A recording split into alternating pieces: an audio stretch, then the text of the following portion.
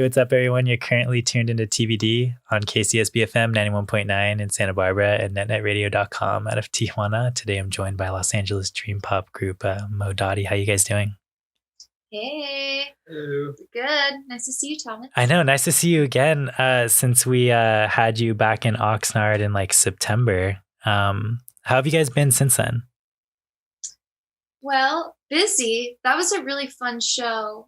Thank you for having us. Oh, yeah. Dummy. That was really cool.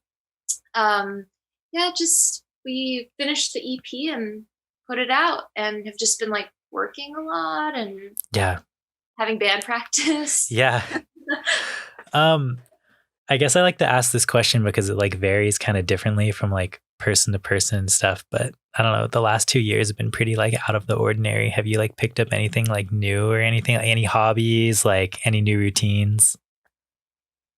I started bike riding a bike all around town. Oh, did you? Yeah, I do like a 14-mile ride about twice a week.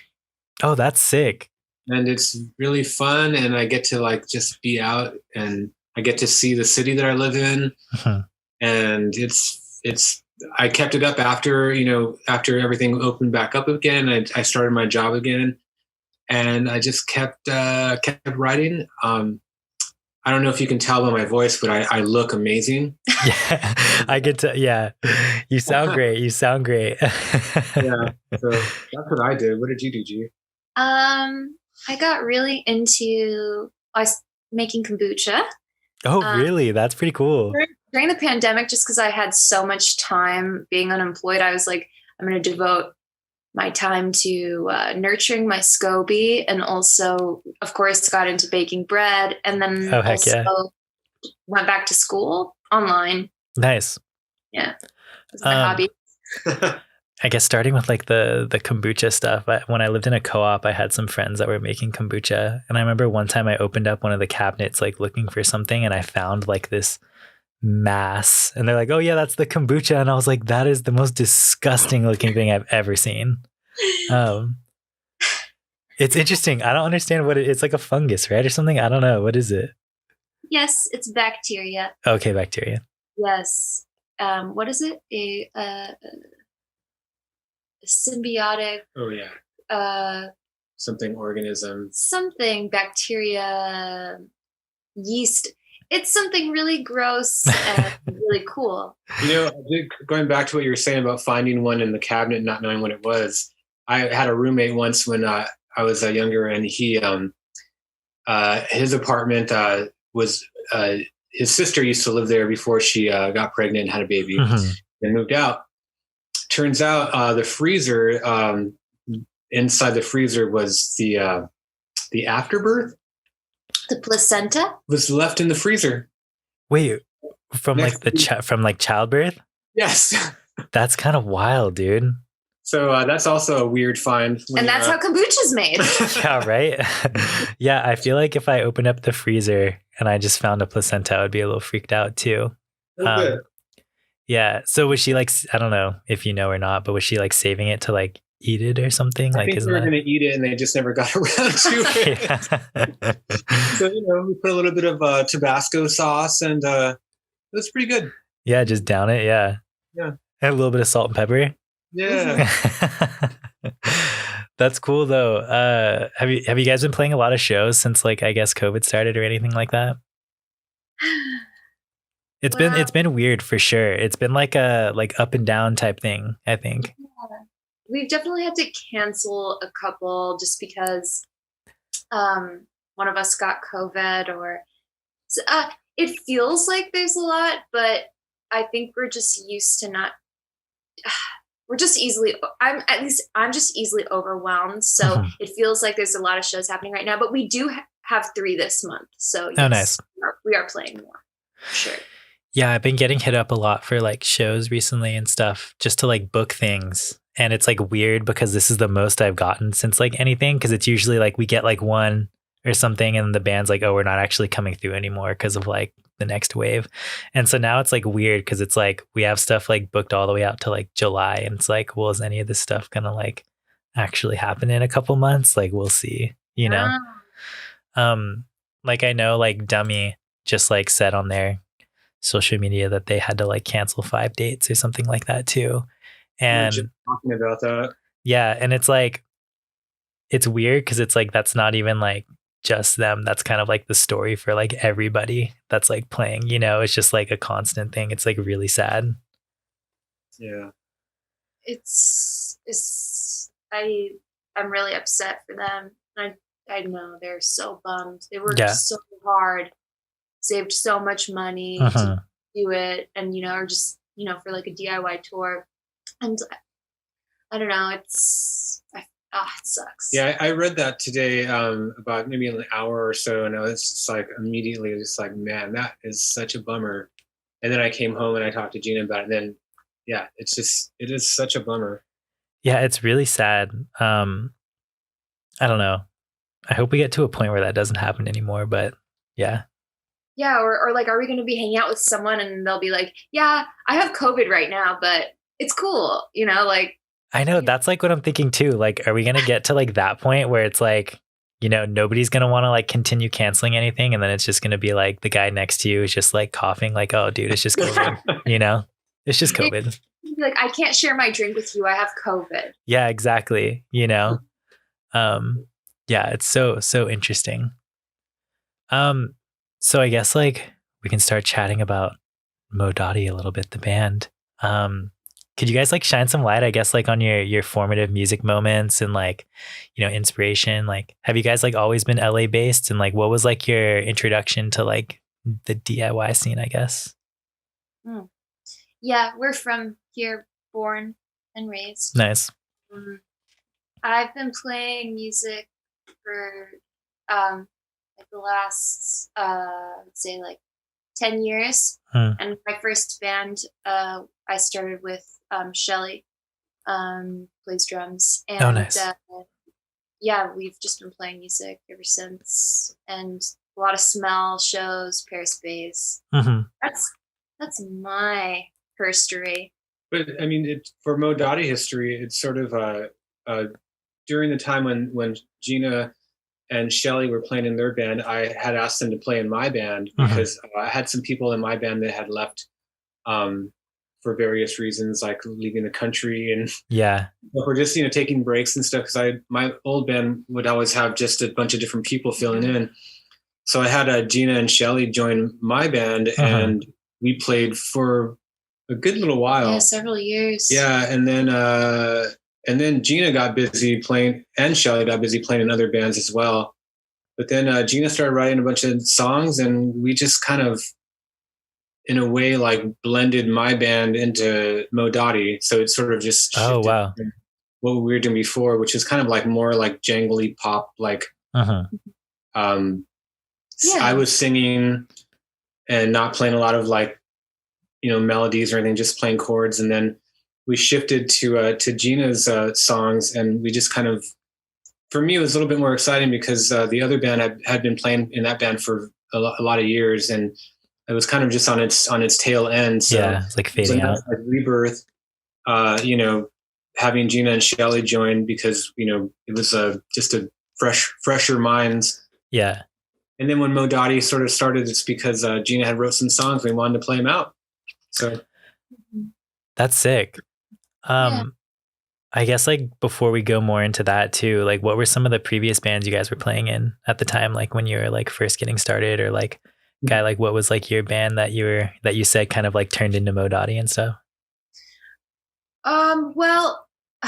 Shelly and I had a band with her sister called Smelvatine, and we didn't play that many shows, but I don't know, it's a pretty big part of my identity or just like my past, It was called Smelvatine? Smelvatine, coming into my own as a musician. That's sick. But when that band broke up, I just started writing songs, and then those songs became like Dotti songs, just like, and there's like songs we don't really play anymore just because I was really just trying to learn how to write songs. I'd never really written songs before, and Guy is like a very experienced pop songwriter, in my opinion, and he helped me figure a lot of stuff out because I would just really didn't. I would do very simple structures, make the songs pretty short, and just put it out. But then be like, it's done. Yeah. But it's like, how can we expand and explore other ideas? And I learned about a bridge and stuff like that. You know. Yeah, I don't even know what that is. I don't even know necessarily what that stuff is. His other band, or guy's band that Shelly and I had joined, was called Socorro. And there's recordings out there. It's really, really pretty stuff. Yeah, I started that band in maybe like 2008, 9. Oh wow, dude, that's a while ago. Yeah, I had a ton. I think I had like maybe 30 different members, and we used to work together at a movie theater. And basically all the employees all played in the band. That's sick. Whoever was available at the time, we would just, it's like, hey, we got a bongo, we got a tambourine, just grab something, it was kind of that kind of deal. It wasn't much of a jam band, but it was mostly, it was fun. But yeah, and I think that just when that band was just ending, I think it was a perfect timing for us to start with writing songs from Dotti, because I did want to do more of a louder, because I played a lot of acoustic stuff, and I really wanted to play some louder stuff and more like shoegazy, dreamy stuff, and that's kind of what Gina wanted to do, so we just kind of made that happen. That's cool. So I know you guys said like you were going to like Pear Space and like The Smell a lot. Who were you guys like, I guess, watching at the time and stuff that was like, I want to start making music? Like, who was like playing at the time that was like kind of inspiring you to like want to start getting involved?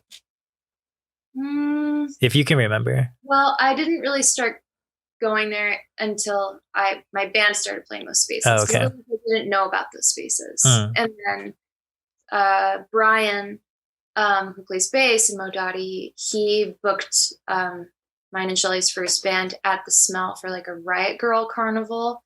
And we weren't like a Riot Girl band, but it was called a Riot Girl Carnival. Anyway, and we just met a lot of friends through there. I met Brianna, who was in one of my favorite bands called Post Life. Oh, sick. Yeah, Rachel Burke from Heller Keller. And then that was around the time, like maybe a year or so after, like French Vanilla. I don't know if you know them, but they started playing a lot. And oh yeah, they're cool. So really good friends of ours. And Greg, who was the drummer of that band, is also now drumming in Dotti. Oh, nice. Whatever happened to French Vanilla, by the way? They just want to do different things. Yeah, I see. Yeah, Sally's like a trap artist now. Yeah, I think what happened was the pandemic, and then also their priorities just changed. It's just it happens. I just ask because like I remember seeing them play like so much, or like I remember they were even releasing records that was getting, or like they released a record that got sent to like the radio station at some point by a promoter, and I was like, wow, this band's like getting kind of successful. Or like whatever you call successful. They all just hate each other now, and that's really what I'm just kidding. Yeah, I think they just kind of all just have different priorities, and I think they're all still friends. They're all still friends. Yeah, that's cool. Yeah, I was talking to my girlfriend about it recently. Actually, I was like, "Do you remember that cool band like French Vanilla? I wonder what happened to them." Really? Anyways, I mean, they're the best band ever. So fun. Yeah, I thought they were so good. Like the few times that like I saw them in LA, I was like, "Wow, this is sick." Dude. We played some of our first Dotti shows with French Vanilla, where it was just me and Gina and like a drum machine. Yeah. Oh, really? Yeah. That's sick. It's interesting how you mentioned like the drum machine too, because like I was going through your Bandcamp and you have like one song on there that was with like a drum machine too. It sounds like from like 2017 or something. That was the whole set. It was all drum machine.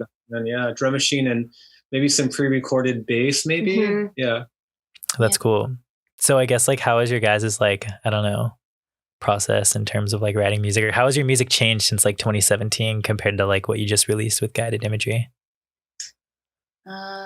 It's changed a lot.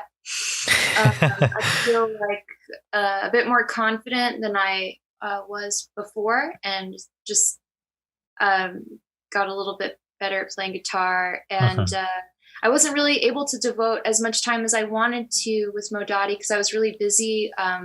I was playing bass for Peach Kelly Pop, and I was nice. them. And I didn't really have time to do anything else. It was like, I don't know. I just felt spread a little thin. I see. I had a blast playing in that band. But when one of the reasons I stopped was because I wanted to really put more work into my own songs. And so it's changed a lot. And it's because before I was like, oh, I kind of want to do some like 80s dark drum machine goth thing. But interesting. I also really love shoegaze, and that's, MBV is one of my like top 3 favorite bands of all time. So, and same with Guy, we really have a lot of the same interests and music that we want to make too. So we've just been working towards, well, what is the kind of music like we want to listen to? So it's fun to play. Yeah. I think a lot of it too is in the beginning, it was Gina just writing basically all the parts. Like I used to play all of Gina's parts. Oh, really? And and then now it's sort of like, Gina will have like some songs where it's like pieces of songs and we'll just put them together.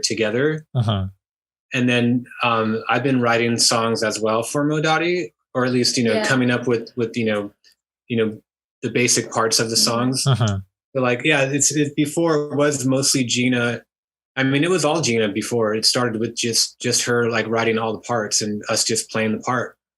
And now it's kind of more of a band situation. It's a band collaboration. Yeah. That's cool. Everyone's involved, and Guy and I like flesh it out together. Yeah, we basically like get it all together and make it like a cohesive thing. So when we present it to, drummer, bass players, or whoever's playing with us, because I was gonna say Shelly and Brian, but Shelly and Brian, or now Greg.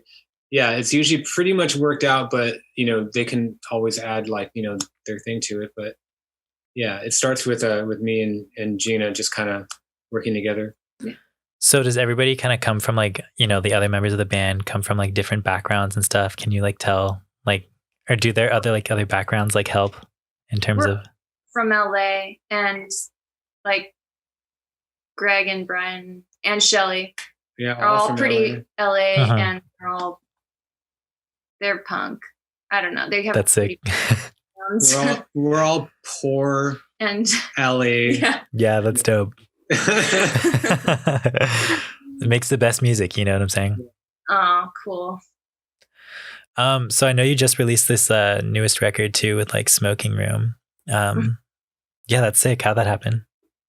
Well, so they put out the tape, and they put out our first EP on tape. And basically, I was introduced to Smoking Room during the early months of the lockdown, when Joe, trainer from Dummy, was like, because they had put out an EP, and I was like, I want to put out an EP. Yeah.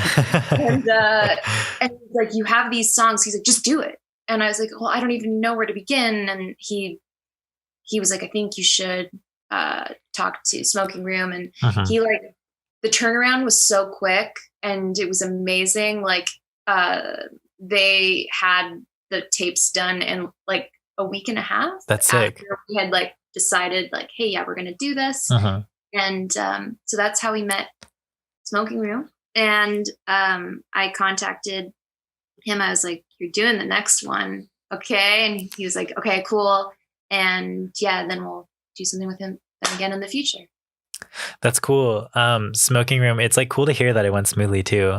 Because Smoking Room was like one of like the, I guess, first like DIY like rock labels that I got super into like back in the day. Yeah. They were like kind of like, I don't know, when you just start like finding new music and you like dive really deep into like one specific label, and like everything that they were putting out was like what I really liked at the time. And so, I just think Smoking Room's sick because of that. So lucky that he even was like, because I thought, I don't know, I was like, maybe he'll just be like, no. And I also like that it's Oakland, I love the Bay Area. Any connection to just keeping it in California. I don't know. Yeah. I love this label. Yeah. And like, I don't know, it's cool that like he supports such like DIY musicians as well, like everybody on it since the beginning has always been like DIY, which I think is like super sick, you know? he's really, true blue of like cultivating a scene and Mhm. helping other people out. Yeah, exactly. That's what it is. It's like he like curates like this scene, like helps it happen and stuff, and it just literally helps people. Is from what it seems like to me, as like from a fan's perspective, which what is what I Absolutely. thought was so sick. Absolutely. Well, that kind of like wraps up some of the questions that I had, but we do have a couple of like listener questions if you guys like want to take those.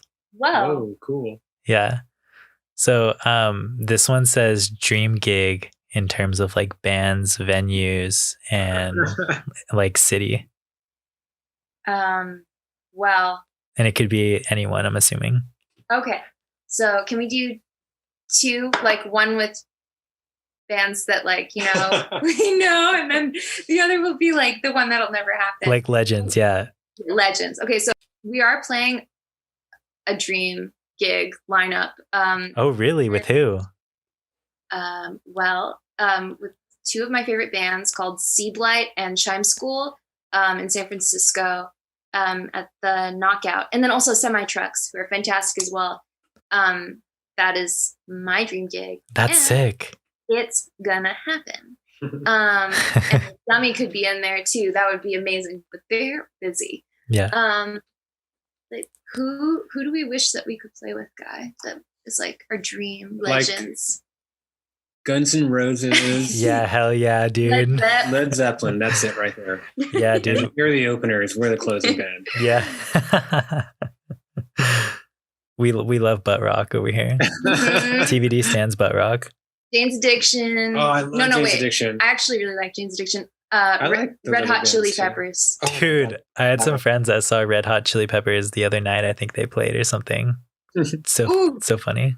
Yeah. I would go if someone was like, "Hey, I have a free ticket to Red Hot Chili Peps," I'd be like, "Yeah, I'll go." Yeah, dude. I saw them once. They were pretty good. Did you? That's sick.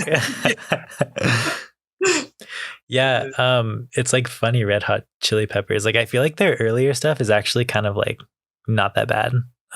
It's great. Yeah, it's kind of sick.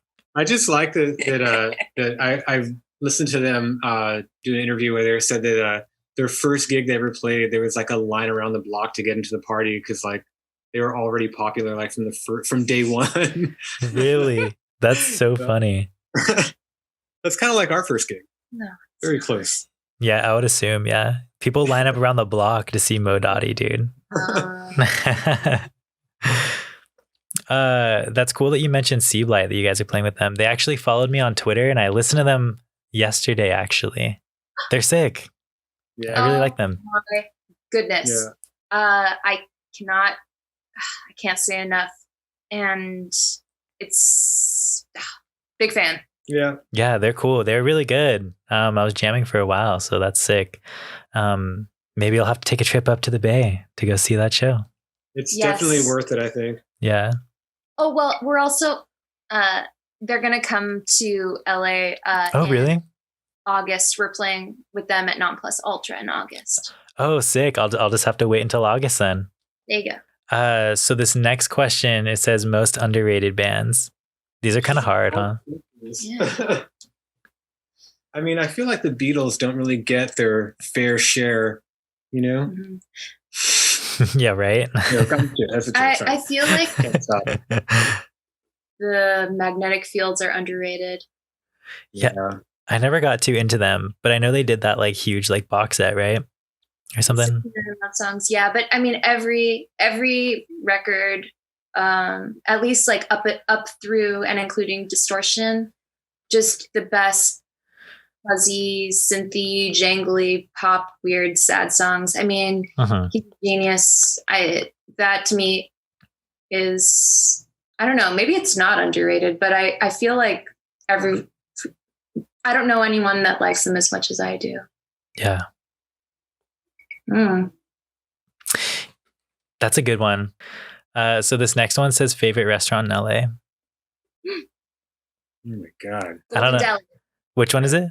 It's called Golden Deli. It's in San Gabriel. It's a Vietnamese restaurant.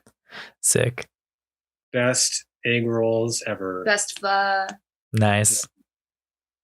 I guess next time I'm out in San Gabriel, I'm going to have to check that one out too. Basically, where it is too, it's a corner where there's just like so many of the best restaurants in LA, all in this like one little like a 4-corner area.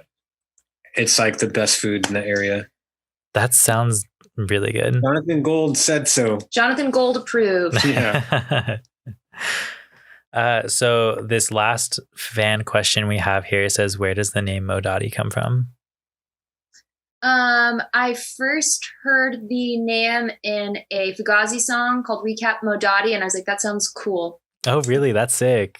Yeah.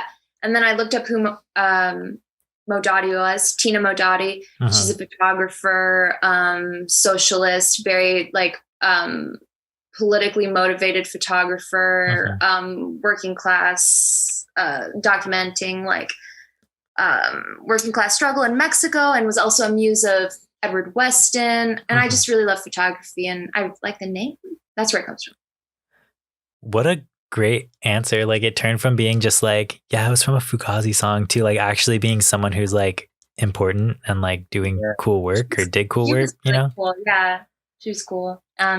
It's definitely worth a Google. Yeah. To like look her up, because like, yeah, her artwork, her photography is really good. That's sick. I used to be super into photography, you know, buying like indie photo books and stuff like that. Yeah, I'll have to look into that. It's cool. So that kind of does it for listener questions. Where can people keep up with like all things Dotti? Bandcamp. Heck yeah. Our Bandcamp. And also, you know, we'll post if we have new stuff on, you know, the social meds. But really just follow us on Bandcamp. For sure. Really, and then give Dotti your music in exchange for your tape. Yeah. Or your money in exchange for your tape. There you go. That's what I meant. Sorry. No, they should give us their music in exchange for our tape. Cool. Yeah, I guess that's cool too. So I have one more question. Are you guys ready for it? It's kind of the biggest one of the show. Oh, okay. Are you sure you're ready? I think so. Okay, so a rat is going to jump into your mouth. Do you want this rat to jump into your mouth head first or butt first, and why? Ooh. I'm going to go butt first. Why? But first I want to say why. That's a pun. Because if it comes in head first, those little teeth are going to like be like nine away at you. Yeah, that's gnarly. Butt first, you can just bite down on the head and maybe the head will fall off before you But it's butt first. Yeah, I know. You're going to eat the butt anyway. Wait, are we eating this rat? I mean, you can if you want to. You make your own destiny here. I want to bite off the head and spit it out. That's very Aussie of you. But I feel bad. Rats are cool. Rats really are cool, and they're actually really intelligent, which is kind of crazy. It's just so sad because they're so disgusting. Dude, rats are also very disgusting. Like when people ask like what type of rat it is, I always give them the grossest scenario. So do you guys like know that like that? Have you guys seen that video of like that rat pulling like that slice of pizza into like the subway? Yeah, I always tell them that's the rat, dude. That's the one. You know what? I would have to say that if the rat jumped in my mouth, it could be head first, and I would kiss it. You would kiss it. That's a really cute answer, actually. I'm gonna go the same way, butt first, and I would kiss it. That's nice. My favorite answer I think that I've ever gotten was from this band called Gold Cage. Are you guys familiar with them? Yes. Yes. They're so cool. I wish they still played. We're gonna bring them back. Yeah. GoFundMe. We need a GoFundMe for a Gold Cage reunion. Anyways, their answer was they were gonna take the rat butt first and then pet it on its head and calm it down and put it underneath their hat to make ratatouille. Oh. Hey. Oh my goodness. What a crazy answer, right? I was like, how did you think of that? And that was also when we were like live on air too. So there was like, it was just like no chance to think about it. You're on air, you know? You're just that good. Yeah. Anyways, those are great answers, guys. Thanks, Thomas. What would you do? I always go with Gold Cage, dude. That's the answer. That's yours. Okay. Yeah. No violence to the rat here. Rats are friends. I know. I'm sorry. I wanted to bite its head off. It's okay. So that's all we have for today. Thanks for tuning into TBD on KCSB FM 91.9 every Sunday, 4 to 6 p.m. and NetNet Radio every Saturday, 4 p.m. This is Mo Dotti. Thanks for being on the show, guys. Thanks, Thank Thomas. you.